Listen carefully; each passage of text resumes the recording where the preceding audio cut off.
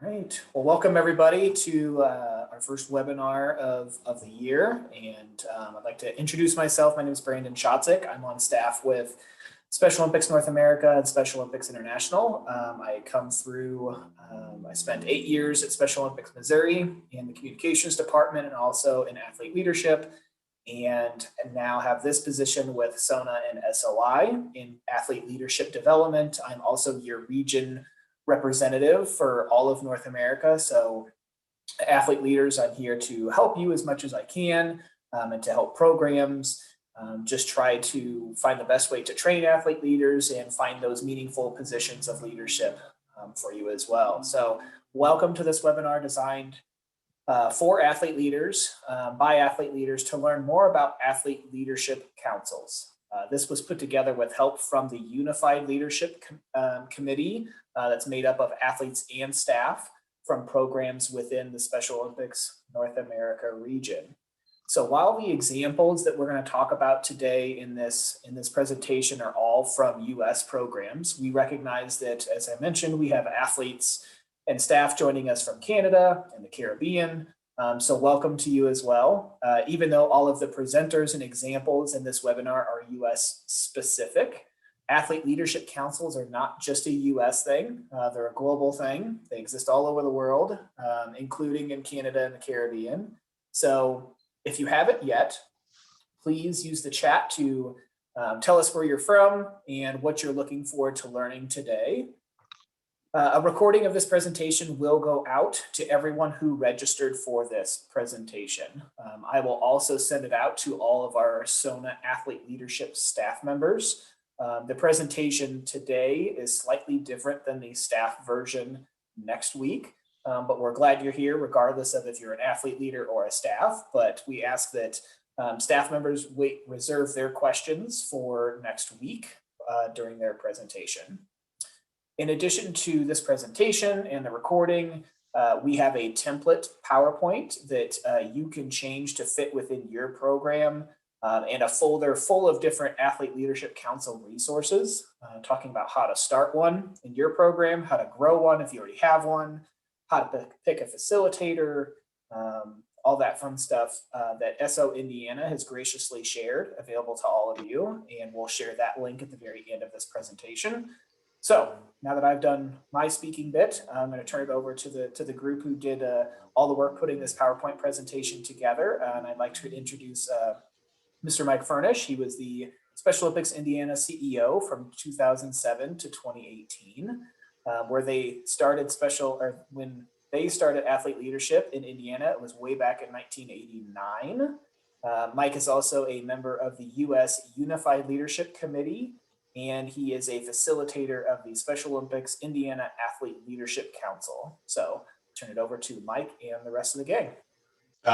Brian, thanks. We are thrilled to death to be here today. I have to tell you, our whole group is smiling as we see the number of participants continue to grow toward that 200 number. Thanks for all of you to be here. And let me say, as we open the webinar, that we have great appreciation for what athlete leaders have done for Special Olympics over the years. You have always been great at sharing your ideas. You have always been great at being enthusiastic about the mission. But let me tell you, I'm not sure you've always been great at working together. And athlete leadership councils are there to help athletes work together. Because I think we all know the more people work together and the more people that are in the discussion, the bigger impact you'll have. During the webinar today, we'll be covering a wide range of topics that hopefully will be information you can use in your programs at Athlete Leadership Council, which we will often call an ALC today. This webinar is being recorded, as Brian said, so if you know people who couldn't attend but would like to listen to the webinar, that'll be available to you. You have all right now been muted, which means that you'll only hear the speakers in the webinar. If you have a question or comment about material that we talk about in the webinar, please use the chat feature at the bottom of your screen. And Brandon, if you'll go to the next slide, that'll just show people where the chat button is. The red arrow points to it, although it's my impression everybody here has chat down pat from all the comments we're already receiving. We'll answer as many questions as we can at the end of the webinar. So type your questions in as we go, and we'll do as many as we can. We also plan to send out a follow-up email when the webinar is done, where we'll answer any question we don't have time for. Before we go forward, however, I'd like to introduce you to Denny DeJesus. He is the president and CEO of Special Olympics Rhode Island and a key member and longtime supporter of athlete leadership within the U.S. program. Denny, got anything to say today? Thanks, Mike. Today, I represent CEOs from throughout North America and the Caribbean, and it is an honor to welcome all of the athlete leaders on today's call. The time has come for athlete leaders to voice their opinions on the future of the Special Olympics movement, or should I say, further voice their opinions on the future of our movement. Your voice needs to be heard. And today, you will learn the proper way to demonstrate athlete leadership through listening, sharing, and speaking on behalf of fellow athletes. Special thanks to the amazing team who put this webinar together. Jordan, Bruce, Pam, Mary Ellen, Mike, and Brandon. Athletes, enjoy today's webinar. Denny, thanks. The rest of the webinar is going to be carried by two of the best athlete leaders in our program. We're going to be joined right now by Pam Langell from Special Olympics, New Hampshire.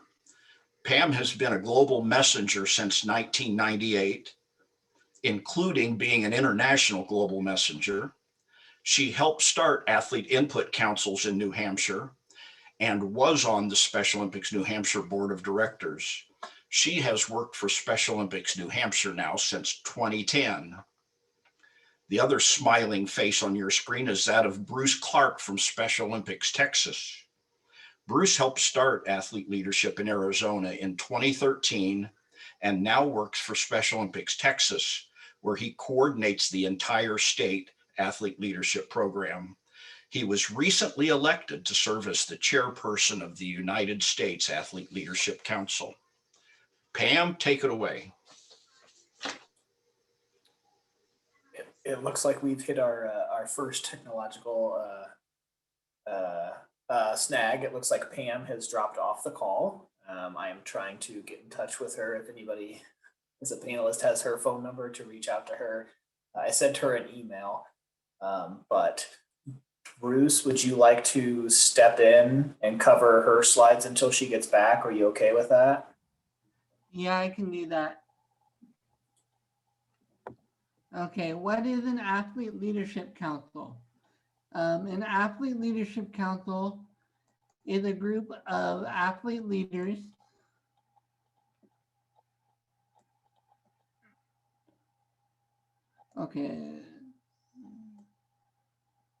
An ALC is a group of athlete leaders that meets to talk about Special Olympics topics that are important to them. They think about any changes to the Special Olympics program that will make it better. In New Hampshire, we Athlete Leadership Council talked about what to keep and what not to keep. We have our Athlete Leadership Council right before the dance at Summer Games. Next slide, please.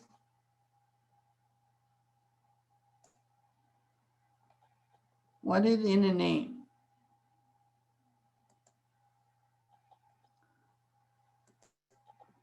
Well, that's an awesome question because Special Olympics continues to expand the view on how athletes can be leaders within our organization.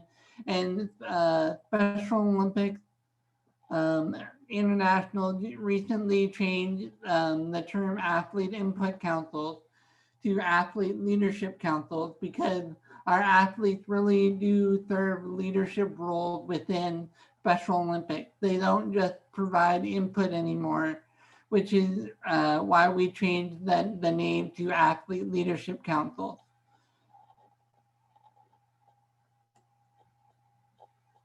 but each program has the option of choosing the name that they prefer. Before this webinar today and all of the materials we will be sharing, we will be using the new name Athlete Leadership Council.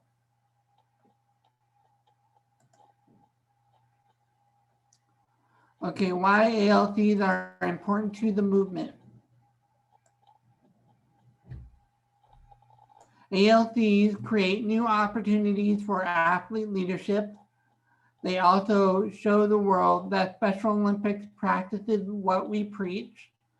Athletes and ALCs have some of the best ideas, and ALCs create structure for athlete leadership in our organization. Also, athlete leadership show the world that Special Olympics actually practices what we stand for, because we as athlete leaders are all about inclusion and including our athletes. So ALCs definitely serve that role in allowing our athletes to have a voice within our Special Olympics program. Athletes love Special Olympics and have some of the best ideas about what Special Olympics means to us. ALCs create a structure where athlete leaders have a place in the organization and put an input on decisions made.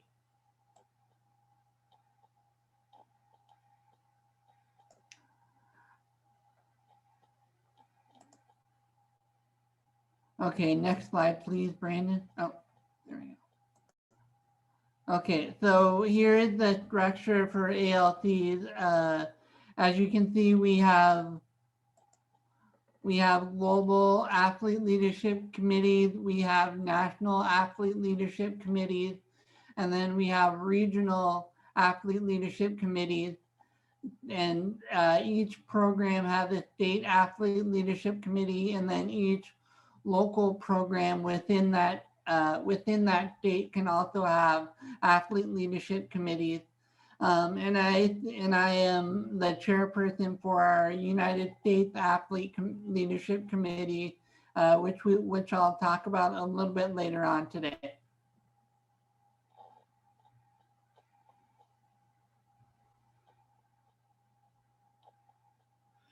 Okay, here are the big questions. Do you have an athlete leadership council for your state program? Do your local programs have ALCs that are connected to the state ALC?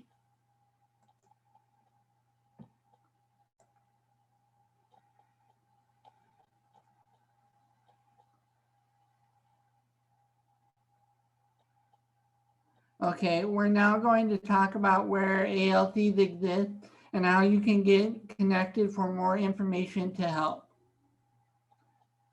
Next slide. Okay, so we're going to keep this slide up here for a few minutes and have athletes read through this list of states that have ALCs. The United States Athlete Leadership Committee, which I'm the chair of, has been conducting a survey to see what states have ALCs and what states do not. So just check this list of states. And if you do have an ALC and it's not on this list, please let us know in the comments.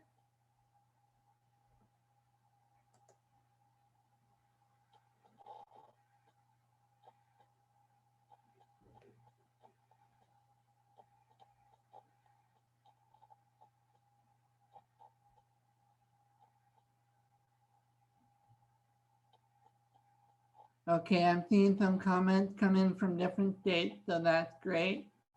The 5 steps in starting an athlete leadership council. The first step is very important because you do have to secure approval from a program leader. Usually that's the CEO or a board of directors member. But that is the first step in starting an ALC is you have to have approval from someone high up within your program. The second step is recruiting a facilitator. The facilitator is important because that's the person who will manage your ALC meetings, And also facilitators and the ALC chair usually meet like once a month in order to discuss like the agenda for the next ALC meeting, or sometimes the athlete chair might go to the facilitator to talk about like problems that they might see coming up. So I see that Pam joined us again. Do we want Pam to do my slides now? I think because you practiced your slides, Bruce, my recommendation is we just stick with you going through yours. But then at the end, if there's anything that Pam wants to fill in, and she can help answer questions. Are you okay with that, Pam? Okay. Okay. The recruiting a facilitator is very important. Usually the facilitator is not it's not an athlete, and it usually it's another staff member, or in Mike Furnish's and Indiana's case, it's a retired staff member because he happens to be the facilitator for the ALC in Indiana. Set a meeting date, place, and time. This is very important because athletes and staff people need to know when the meeting is going to be taking place, where it's going to be taking place. Invite athletes to join. With ALCs, usually it's best to have 10 to 12 athletes.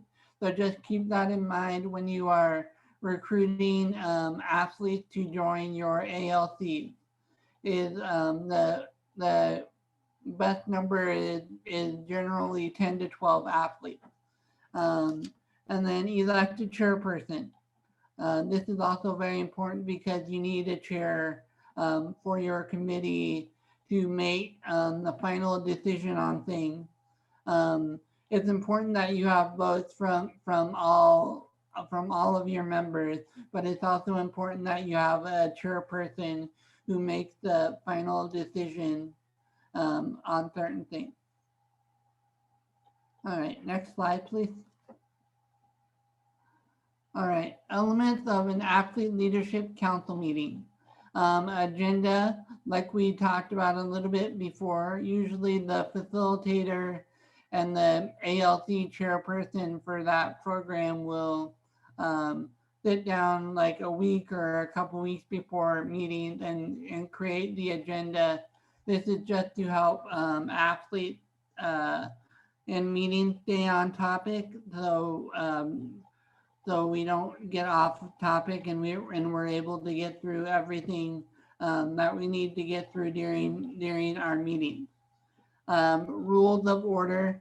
You can also think of these as guidelines or code of conduct for athletes during ALC meetings. This would be like, make sure that you raise your hand when you have a comment, or just to take into consideration views from all athletes, even if they may be different from your views as an athlete leader.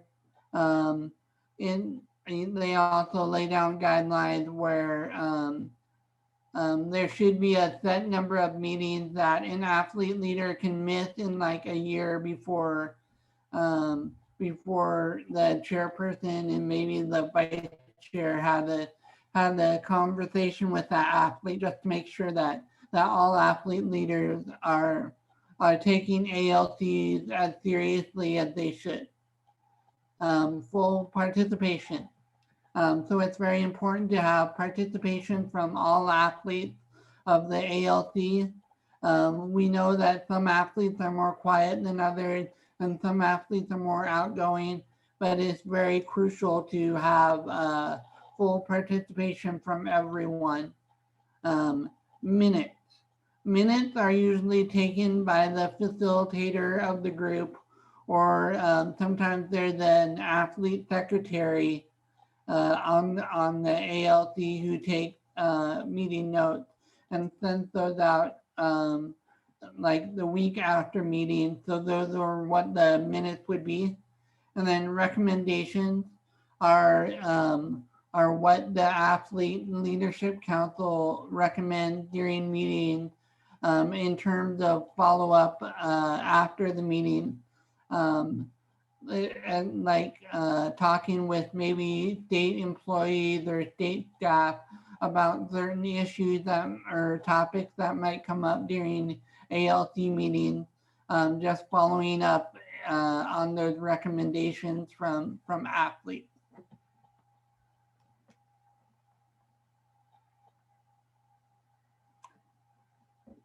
All right, responsibilities of an athlete leadership council member.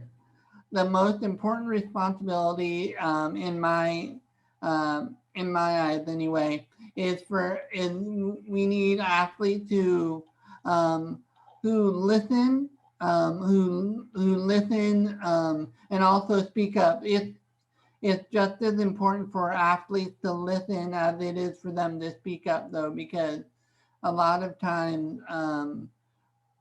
with ALCs, we might have like 2 or 3 athletes who are dominating meetings. And that's just not the purpose of an ALC, because an ALC is supposed to gather the input of the whole group of athletes that sit on that committee. So it's very important for athletes to listen as well as speak up. Because we do want to hear all athletes' opinions. So if an athlete does have an opinion, that doesn't mean that they just have to be quiet because we're allowing other athletes to speak. It's just that every athlete has to feel like they're a valuable member of an ALC. And it's also important to realize that as an ALC member, you aren't just representing yourself. You're representing the rest of the athletes on the ALC that you're on. And you're also representing athletes throughout your state and throughout your region that you are in as well. And the reporting back to athletes what is decided. This is really important too, because a lot of times the facilitator will take a topic that was discussed at an ALC meeting back to their program staff and talk about what was discussed in an ALC meeting. And then it's important for that feedback to go back to the athletes as well, just so the athletes know that their voices and concerns are being heard. And then, like I mentioned before, following up on action items. That was our last point of the last slide, just following up on action items and making sure that athletes' questions are answered after the ALC meeting. Okay, examples of ALCs making a difference. This group who put together these PowerPoints for the staff, for the athletes today, and then for the staff next week, was filled with athlete leaders from across the United States. For example, Pam is in New Hampshire. I am in Texas. I was in Arizona before I moved out here. And then the athlete staff members who will be doing the staff webinar next week are from Pennsylvania and Rhode Island. So some of the things that we talked about, examples of ALCs making a difference in their program, was Pam in New Hampshire shared about how the ALCs had brought healthy foods to their competition for athletes, because a lot of times out at competition, they would have hot dogs, hamburgers, or candy, or just stuff that isn't always healthy. Pennsylvania developed a new code of conduct, which was a suggestion from one of their ALC meetings. New activities in Olympic Village. This is actually something that that the athlete leadership group that I oversaw in Arizona actually put into place at their competition, the new activities in Olympic Village, just for athletes to have something fun to go hang out and do when they weren't competing. And more athletes involved in leadership. This suggestion actually, I believe, came from Denny and Mary Ellen in Rhode Island. But they talked about how in Rhode Island they could do a better job of putting their athletes in those leadership positions, and just so the athlete feels like their voice really does matter to their Special Olympics program. Or another example was that Mike shared in Indiana, was that all county programs needed to have an ALC. And that is because the athlete feedback and the information from athletes is important to every Special Olympics program. So I just wanted to kind of reach out to the people who are attending, to the athletes who are attending this webinar as well, to see if you can have any ideas or examples maybe of how ALCs can make a difference in your own program where you are. And just type those in the chat if you have any ideas of how ALCs can make a difference.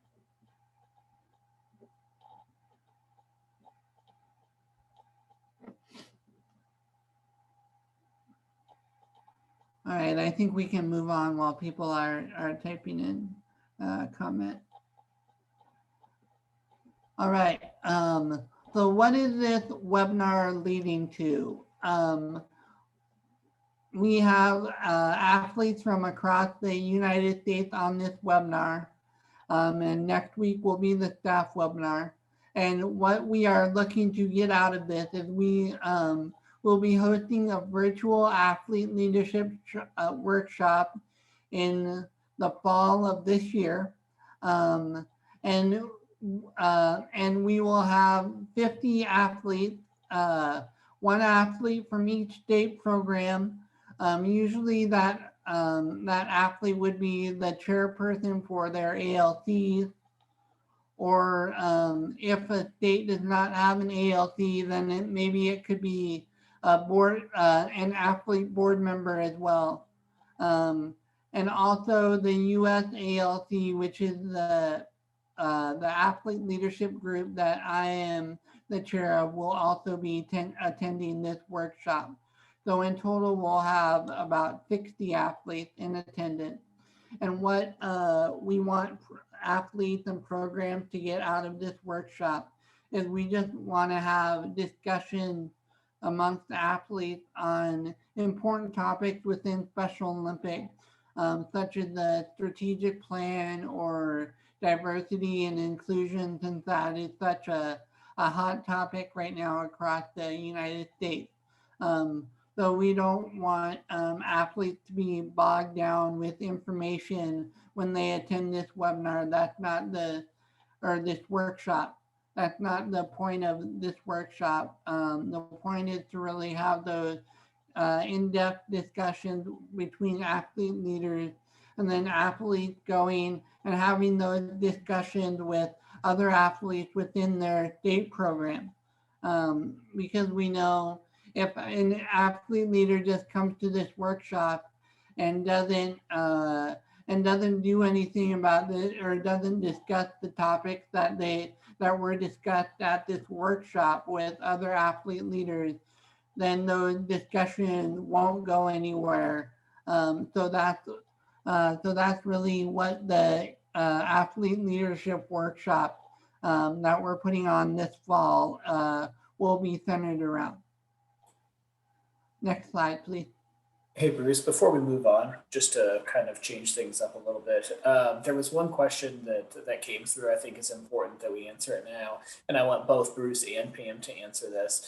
Let's start with Pam. How crucial is an athlete leadership council? Like, why is it important? Why is it needed?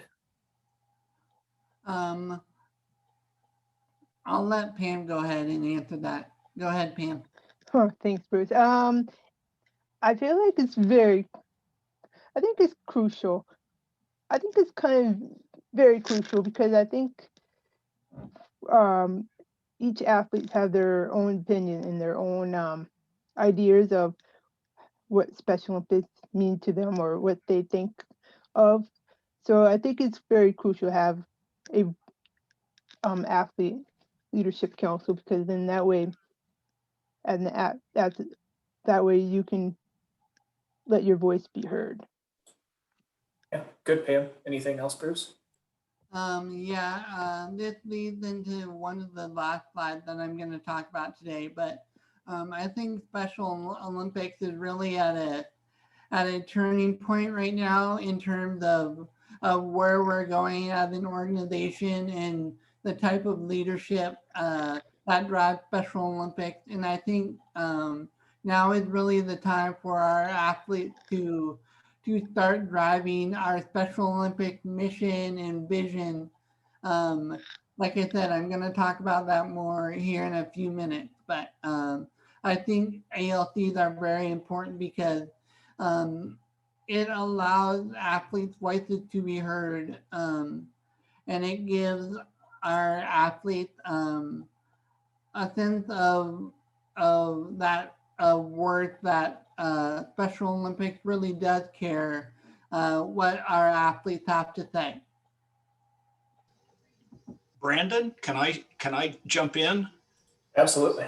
All right, so this is Mike. I'm going to talk to you because I used to be the CEO of the Special Olympics program. And in Indiana, we were blessed in having lots of athletes who wanted to be leaders, who had opinions. And we had no structure. There was no time when all athletes got together and focused around topics. And that's why, in my opinion, athlete leadership councils are important, because it gives you a chance to get organized in your thoughts and amplify your feelings through a group rather than one person at a time.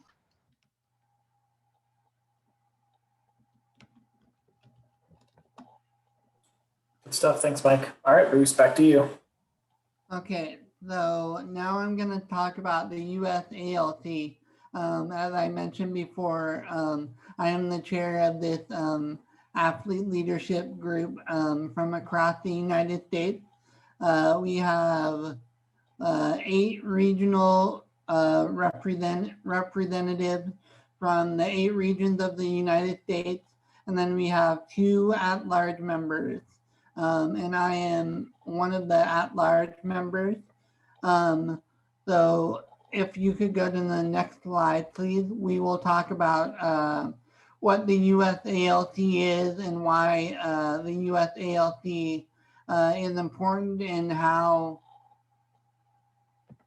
so what the USALT is it's a group of athletes, and our main purpose is to get the voices of athletes from across the United States heard at the Special Olympics North America and Special Olympics International levels, because Special Olympics North America comes back to us as the USALT with topics, and sometimes they ask us to fill out surveys and they ask us to send out surveys to other athletes within our United States region. So the USALT is really the voice for all athletes throughout the United States, to the higher up people in the Special Olympics movement.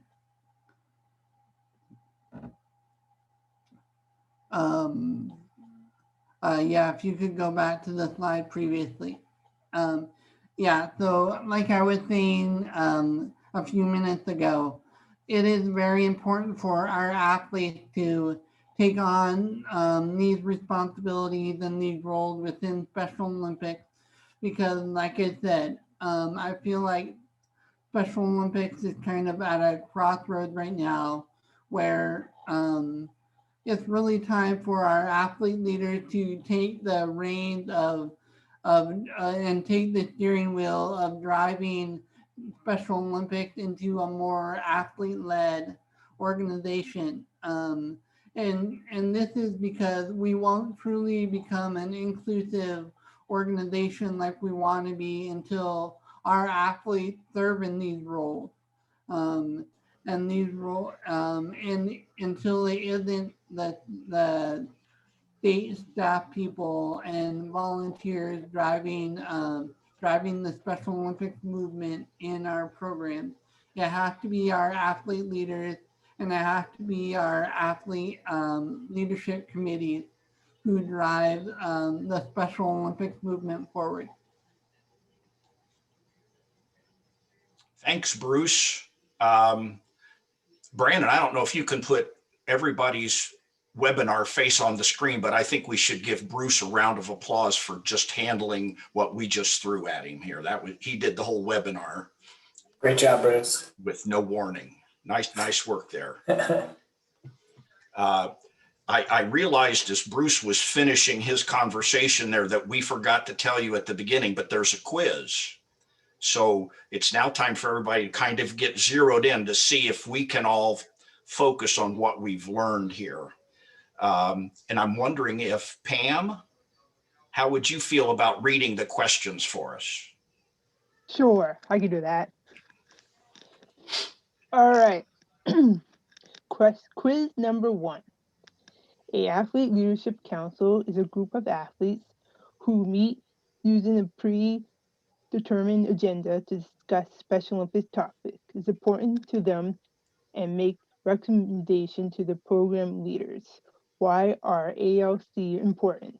So now it's time for everybody on the webinar to look at those choices and decide what's the right answer. You have 5 seconds. That Next. chat is going to be fun to work through later. Thanks, Mike. Congratulations, everyone. We are setting the world's chat record. The right answer is all of the above. Athlete leadership councils create opportunities. They show the world what Special Olympics is all about. It brings best athlete ideas to the front and creates an official structure for athlete leadership in the organization. Question 2. In what level of Special Olympics organized do athlete leadership council exist? You have 5 seconds to answer this question.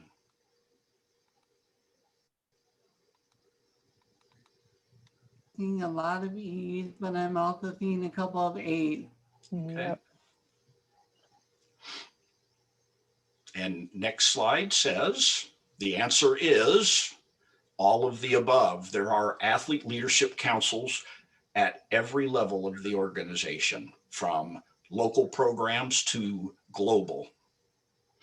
All of you who said E get a little extra dessert tonight. Next question.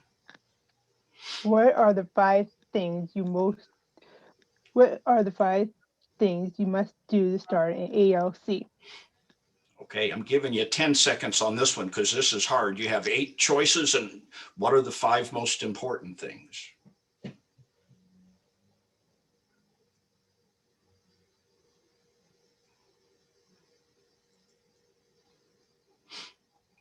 That slowed down the chat speed.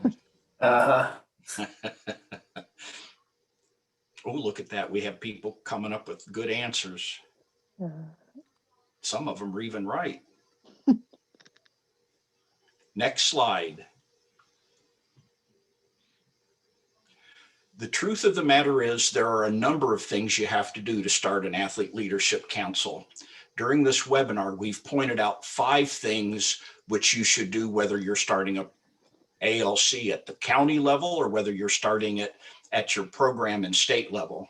The 5 things, if you remember, are to get approval, to recruit a volunteer facilitator who will work with your chairperson, to set a meeting date, place, and time that is convenient for all people who might attend, making good selections of athletes to join the ALC, usually targeting between 8 and 12 members. And once everybody's together and gets to know each other, you ask yourselves, who should be our chairperson? Next slide. Which box contains the 4 part of every ALC meeting? You have 5 seconds to answer.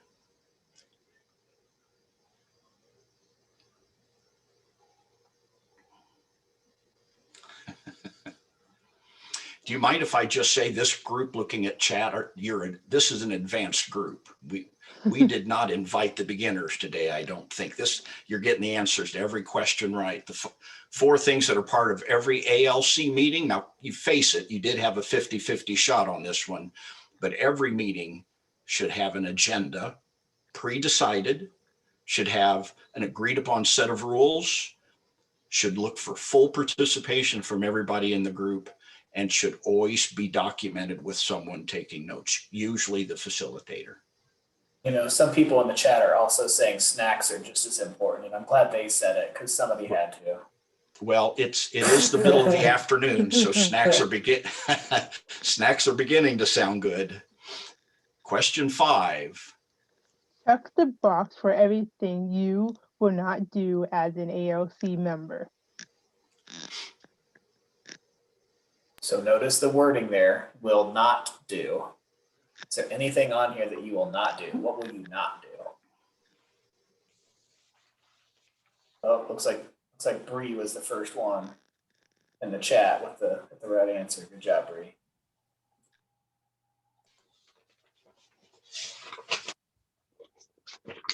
All right, so we tricked you with that last question, didn't we? We asked you a question and there was not a right answer, because when you have your ALC, you're going to do all these, right? Now, we're in a moment here where Brandon's going to start collecting some questions for our panel. And hopefully we get to your question. If we don't, keep in mind, you did set the world's record for chats in a 1-hour Zoom meeting. So we may not get to all the questions, but we will collect the questions. We'll do our best to get answers to everybody. Let me just say that I know many of you joined in not knowing what an Athlete Leadership Council was. Some of you have shown up to this meeting and you're experts. You know how these work. You have been part of them yourselves. And we hope after today's webinar, we've answered the important questions and everybody on this call gets active at making sure your athletes in your program have voices being heard. So Brandon, can you give Bruce, Pam, and I some questions from the group? Yeah, before we do questions, just want to just quickly wrap up. As I mentioned to begin the webinar, a lot of the questions have been the resources that we have available. That includes, we will have a recording of this webinar that will go out to you today, probably from Zoom, and then I will also send it to you. We also have this PowerPoint presentation that you can use. It will also include the staff version of the PowerPoint, and that presentation isn't happening until next week. We have, thanks to Mike, gathering some resources from Special Olympics Indiana on how their athlete leadership councils operate, that you can look at those. And we also have put together a PowerPoint template that you can change that's specific to your program. Keep in mind that all of these resources in this presentation was to just show you a couple of different ways that you can start and or grow your own athlete leadership council, whether it's at the state level or at the county level or at the hyperlocal level, like just in your city. Just like everything we do within Special Olympics, athlete leadership in Special Olympics, you and your program can change it to best suit your needs as an organization. We're all at different points in our athlete leadership journey. As long as you are centering athletes first and foremost, then you'll be fine. These are tools that you can use. These are not tools that you have to use. So I will include the link to the Dropbox where you can download these files. And also we have a survey that we'd like you to take, a quick 3-question survey. But before I do that, let me start with a question. What are some things that you can do as a program, that athletes can do as a program to recruit athlete leaders to join an athlete leadership council? So how do you recruit athlete leaders to join your athlete leadership council? I'll start on the answer to that. I'm working now with about 30 athlete leadership councils in Indiana. And I encourage a local program that's getting started for athletes to work with their county or local coordinator in identifying athletes who have expressed interest, who have shown the ability to work well in a group. It is usually done by word of mouth, by talking with people and asking for them to be involved. Bruce, Pam, any other ideas for the best way to find the right council members? Yeah, I would say, like Mike said, just look for athletes who look like they would fit in well with a group of athlete leaders who may not have the same opinion that they do, but they're still willing to listen to other opinions and just work with that athlete to accomplish the similar goals that you as athlete leaders have within Special Olympics. Good. Anything, Pam, that they missed? No, I think they cover it pretty good. Okay, good. So how Uh-oh, you're muted all of a sudden. There you go. sorry. If an athlete wants to get involved with their local program and say their program, whether it's here in the States or in Canada or the Caribbean, they don't have an athlete leadership council. I know we kind of went over those 5 steps, but these 5 steps right here. Besides doing these, is there anything else, any other advice you might give Bruce and Pam for an athlete who's wanting to get one started, but they don't really know where to begin? Well, I can take that one. When I first started Athlete Leadership Council in New Hampshire in 2003, I had to go to the CEO and ask them to start one, and then so that's how New Hampshire kind of grew that one, because I spearheaded that one. So if you want to start a athlete leadership council in your state or in Canada or Caribbean, I would ask whoever, like the CEO, who's ever in charge of Special Olympics, ask them and then tell them why you want to start one. And then that's how it goes from there. Yeah, I would say just get approval from the program leader first, because that's the first most important step. But I did see a very good question in the chat about do athletes need a mentor, or is this optional? I'm gonna say that having a mentor is optional, because when I attend USLC meetings as part of the Athlete Leadership Council, a lot of our athletes do travel with mentors to those meetings, but like myself, for instance, or Ken Melvin, who was the chair of the USALC the past 4 years before I took over this year, neither Ken nor I have a mentor that travels with us. So I think having a mentor is optional. And I don't know if Mike, you want to elaborate on that a little bit more. Yeah, Bruce, I like your answer. I think it's exactly right.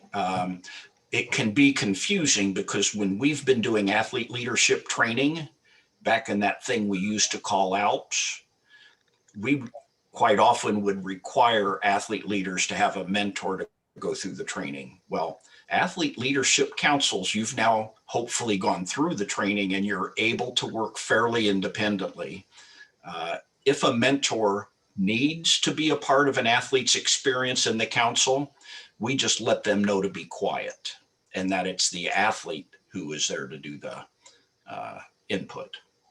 Important point, Mike, that they have to take a back seat, come to the meetings, but take a back seat and allow the athletes to voice their opinions.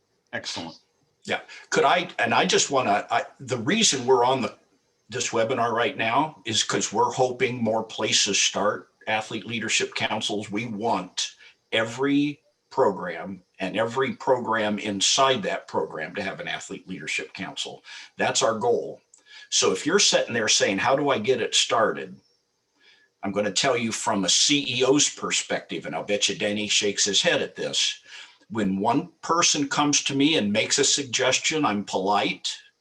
When 10 people come to me and made a suggestion, I paid attention.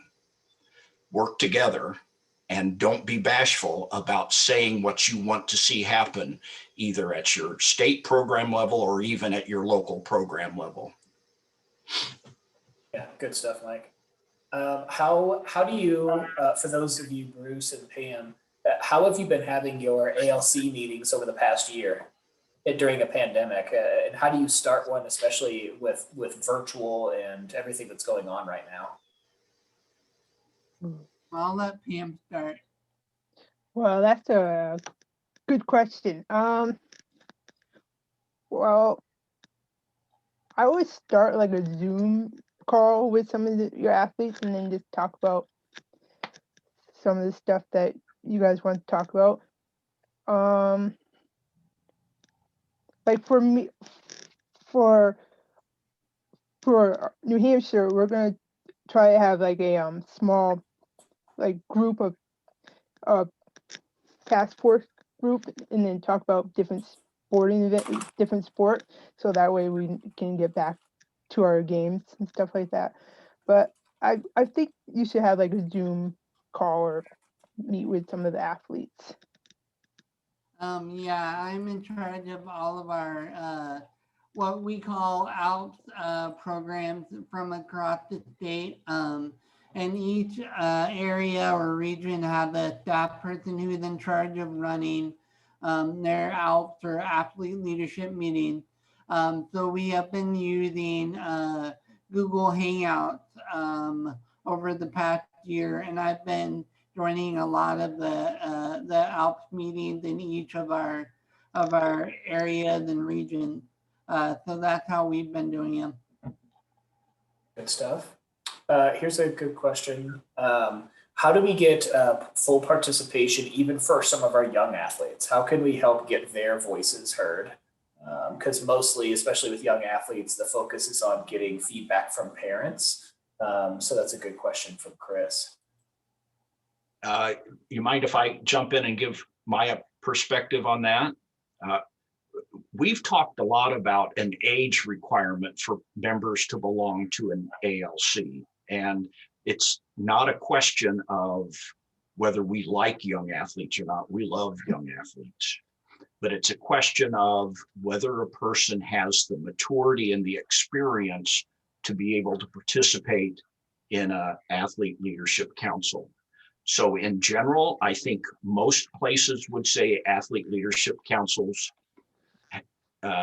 limit participation to athletes age 18 and above, allowing for exceptions when there happens to be a high school age athlete who has the skills and the ability to work well in a group.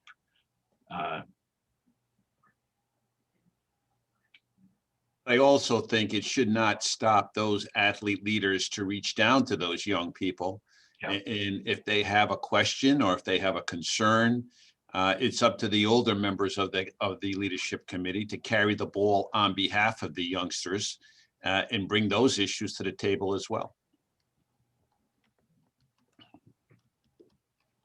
Stuff. Here's a question. How do you become a member of the U.S. Athlete Leadership Council? How do you get on those, Bruce? Well, for our regional representatives, the regional representatives are chosen by the regional CEOs in that region. They nominate athletes to join the USALC, and then the chairperson and vice chair and facilitator usually interview those athletes who are coming on. And then for the at-large members, usually that is done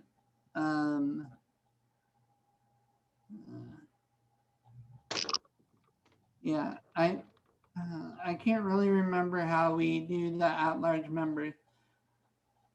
Sorry, that question threw me off a little bit. That's okay. Hey, Bruce, why don't we, if you want to, do you mind putting your email in the chat? And then if people have questions about the USALC, that they can contact you directly. Is that okay? Yeah, that's fine. Okay. All right, we are coming to the end here. We've got about 2 more minutes. Let's see, what other questions? We answered that one.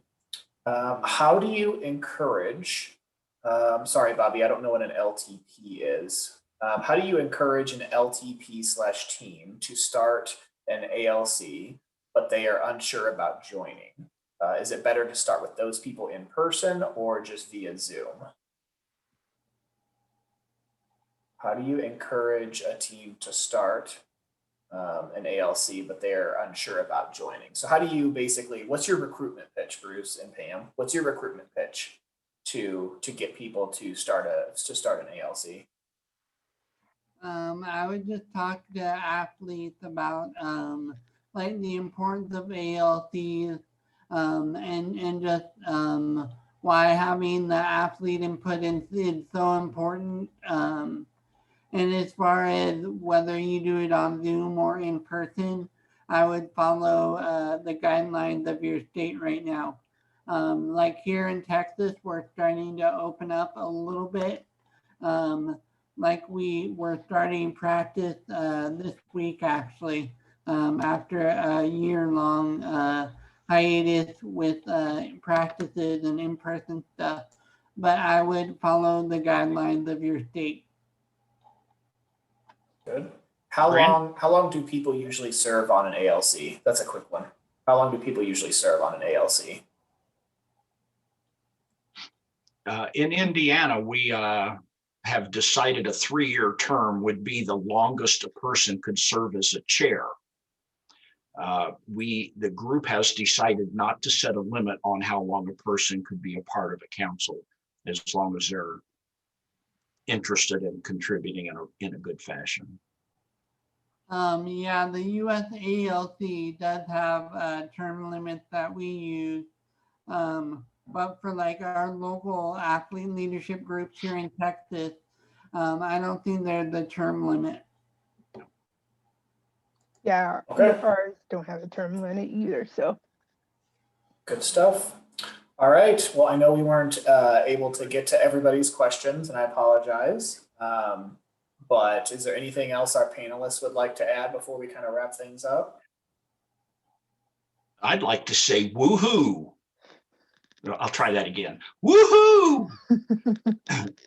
This is great. I hope everybody who's on this webinar goes out and gets to work on this tomorrow and wear Brandon's email out. Contact him, make us help you, because we're ready and we're motivated. I just want to thank everyone who took the time to join us today and really learn about athlete leadership. The rest is in your hands. Your voice needs to be heard. Your voice should be heard on all future policy decisions around Special Olympics. So take the initiative to become a real important athlete leader in this movement. Thanks, everybody. We'll send out the recording, the links to everything if you missed them in the chat. But I look forward to working with all of you and working with your staffs over the next couple of years as we try to either start athlete leadership councils in your area or grow them. I'm very excited to be a part of the movement and to train and to work alongside you and then get out of your way because you guys are going to do great things. So thanks everybody for tuning in, and we'll be in touch. Thanks guys. Take care.